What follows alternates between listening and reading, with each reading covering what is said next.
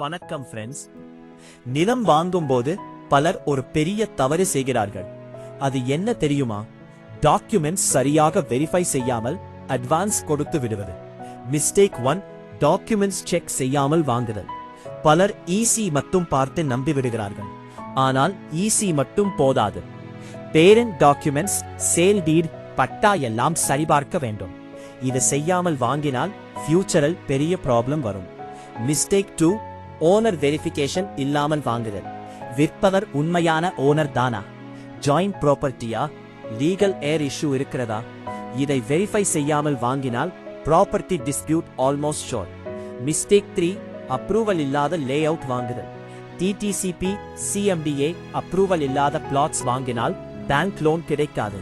Resale problem வரும். பலர் cheap price பார்த்து ட்ராப் ஆகிறார்கள். மிஸ்டேக் 4, சைட் விசிட் செய்யாமல் வாங்குதல். பேப்பர்ல எல்லாம் சரியா இருந்தாலும் நேரில் சென்று பார்க்காமல் வாங்குவது மிகப்பெரிய தவறு. ரோட் அக்சஸ், பவுண்டரி, என்க்ரோச்மெண்ட் எல்லாம் செக் செய்ய வேண்டும். மிஸ்டேக் 5, லீகல் ஒப்பீனியன் எடுக்காமல் வாங்குதல்.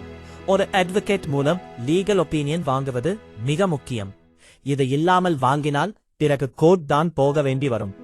நண்பர்களே, சீப் பிரைஸ் என்றால் சேஃப் இன்வெஸ்ட்மெண்ட் என்று அர்த்தமில்லை. பல ஸ்கேம்ஸ் இதே மாதிரி நடக்கிறது. நீங்க நிலம் வாங்க நினைத்தால் டாக்குமெண்ட்ஸ் முழுமையாக வெரிஃபை செய்யுங்கள். ஓனர் டீடைல்ஸ் கன்ஃபார்ம் செய்யுங்கள். சைட் விசிட் செய்யுங்கள்.